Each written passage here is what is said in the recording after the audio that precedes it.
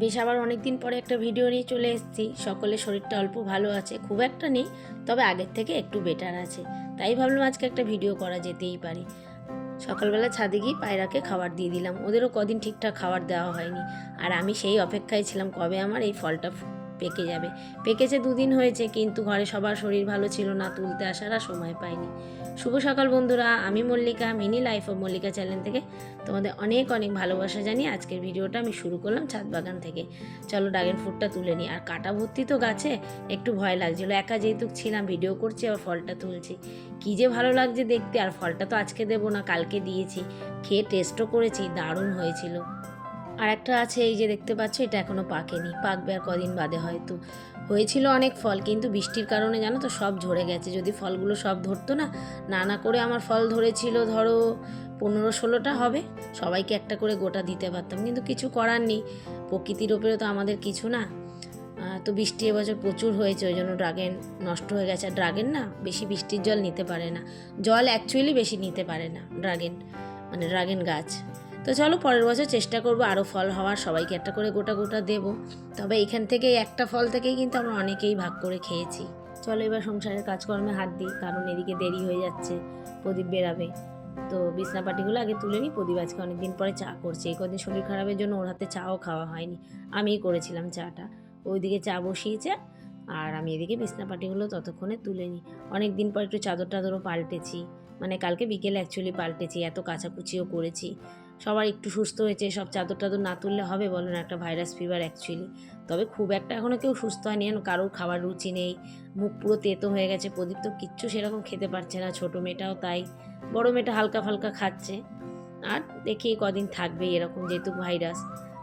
আর আমার না এই জামা কাপড় ভাঁজ করা না বড্ড আলস্যি লাগে, কিন্তু কিছু করার নেই, ভাঁজ তো করতে হবে, সেই আমাকেই ফেলে রেখে তো আর লাভ নেই।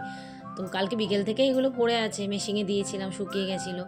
তো আজকে সকালে গিয়ে সেই জামাকাপড়গুলো ভাঁজ করছি।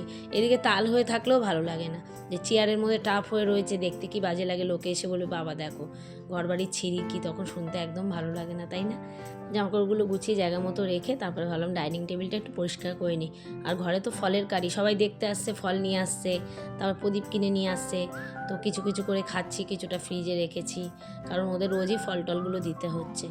আর এই টেবিলটার মধ্যে না, মানে কদিন তো বলছি না, ঘরের কাজকর্ম আমি ঠিকঠাক করতে পারিনি, চারিদিকে একটু নোংরাও হয়ে রয়েছে, দেখতেও ভালো লাগছে না, কিন্তু 3টে মানুষের সেবা করতে করতে আমি নিজেই নাজেহাল। আর একটা টিকটিকি সমানে দেখি ডাইনিং টেবিলটার মধ্যে ঘুরে বেড়াচ্ছে, কী বিরক্ত যে লাগছে। যখনই খেতে বসছি মুছে তারপরে বসি। আমার টিকটিকি বড্ড ঘৃণা লাগে জানো, একটু আমাকে সাজেশান দিও তো তোমরা, যে কী দিলে টিকটিকি অ্যাকচুয়ালি চলে যাবে, একদম ভালো লাগে না। চলো একদম একটু ভালো করে পরিষ্কার করে নিলাম একটু লিকুইড দিয়ে। তারপরে গ্যাসের টেবিলের এগুলো সরিয়েও আজকে একটু পরিষ্কার করলাম, কদিন ঠিকঠাক করে পরিষ্কার করা হয়নি। একটা ওয়ালপেপার অর্ডার দিয়েছি, মানে আমার এই পাশে যেটা টেবিলে আছে ওরকমই একটা। তো প্রদীপের শরীর খারাপের জন্য লাগানো হচ্ছে না, তবে পুজোর আগে লাগিয়ে নেব। তবে এবার আমার খুব ইচ্ছা ছিল, বিশ্বাস করো, যে আমার রান্নাঘরটা মডুলার কিচেনটা করব পুজোর সময়। কিন্তু পুজো তো দৌড়গোড়ায়, এই সময় যদি কাজে হাত দিই তো পুজো চলে যাবে, তারপরে আমার কাজ হবে। আর পুজোর সময় মিস্ত্রি পাওয়া বড্ড চাপের ব্যাপার, এখন থেকে মিস্ত্রিরা সব বুকিং। বাসনগুলো গামলাটায় খালি করে রাতে কিছুটা বাসন বেঁচেছে, মানে সব বাসন মাজতে পারিনি, তো সেই বাসনগুলোকে আমি একটু এখন ধুয়ে নেব। আর আমার কি বলো তো বন্ধুরা, ওদের সেবা করতে করতে না আমার কি হচ্ছে বলো তো, আমি রোজ রাত্রিবেলা করে প্যারাসিটামল খেয়ে শুচ্ছি, কারণ আমি ঠাকুরকেও ডাকছি যে ঠাকুর আমার যেন জ্বরটা না আসে। কিন্তু আমার যেন 10টার পরে, যেহেতু ঘরে একসাথে রয়েছি, নিঃশ্বাসের একটা আছে তো ব্যাপার, তো রাত্রি 10টার পরে আমার মাথাটা ভার হয়ে যাচ্ছে, জ্বর জ্বর ভাব লাগছে, ভীষণ বিরক্ত লাগছে, তখন মানে আর ভালো লাগছে না কিছু, এই আর কি। মেয়েরা খেতে চাইছে না বলে ওদের একটু সব কিছু ফল দিয়ে, একটু ওটস দিয়ে স্মুদি করে দিলাম, দুধ, ওটস, এই খেজুর, তারপরে আমন্ড, কিশমিশ সব দিয়ে একটুখানি স্মুদি করে দিলাম, ওইটাই খাক। এমনি তো ফল খেতে চায় না, আপেল দিয়েছি, কলা দিয়েছি, সব দিয়ে একটু করে দিয়েছি। মেয়ে দুটো একটু কদিন বাদে একটু উঠে বসেছে। চলো এবার ঘরদোরগুলো এবার একটু মুছে নিই।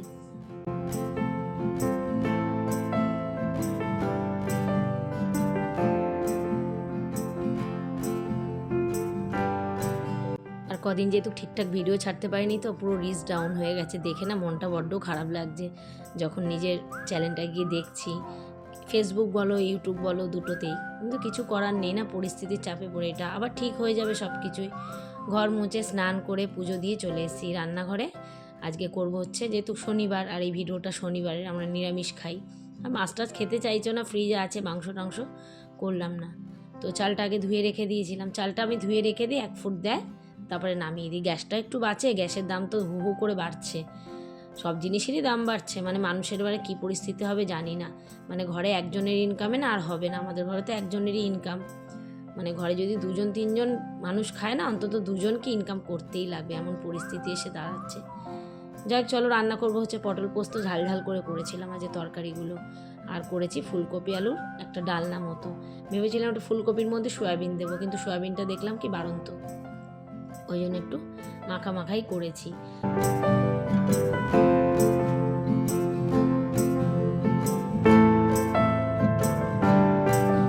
পটল পোস্তে অনেকে পেঁয়াজ দেয়, আমি একটু পেঁয়াজ দিলে ভালো হতো, যেহেতু শনিবার নিরামিষ খাই।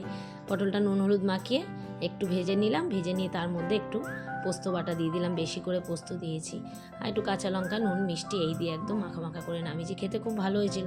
তবে এখন অসময়ের পটল তো একটু দরকাচা লাগে, ফুলকপিটাও তাই। তবে ফুলকপিটা একদম ফুটিয়ে ফুটিয়ে একদম মানে ঝোল কমিয়ে দিয়েছিলাম, তারপরে কিন্তু আমি নামিয়েছি। এখন থেকে আবার চেষ্টা করব আমি রোজই একটু করে ভিডিও দেওয়ার, তবে দেখি কতটা কি করতে পারি। যাক চলো বন্ধুরা, আজকে এই রান্না করতে করতেই আমার এই ছোট্ট ভিডিওটা শেষ করলাম, আর বেশি বড় করলাম না, কারণ এমনি বড় ভিডিও এখন কেউ দেখতে চায় না। বড় মেয়েটা বেরাবে, যার জন্য ওকে একটু তাড়াতাড়ি খেতে দিয়ে দিলাম। অনেক দিন পর নিজেও ক্লাস করাতে যাচ্ছে, খুব খুশি, অনেক দিন পর ও আজকে বাইরে বেরাবে, মানে বাইরের মুখ দেখবে। অ্যাকচুয়ালি মাঝে মাঝে ব্যালকনিতে গেছে, তা না করেও 15 দিন পরে ও খেয়ে বেরিয়ে যাওয়ার পর ছোটো মেয়েটাকে একটু নিয়ে খাওয়াতে বসেছি। আর খাওয়াতে খাওয়াতে আমি ভিডিওটা শেষ করলাম। দেখো খেতে চাইছে না এখনও। ভিডিও কেমন লাগলো জানাতে ভুলো না। ভিডিও ভালো লাগলে লাইক কমেন্ট শেয়ার করে পাশে থেকো বন্ধুরা। টাটা।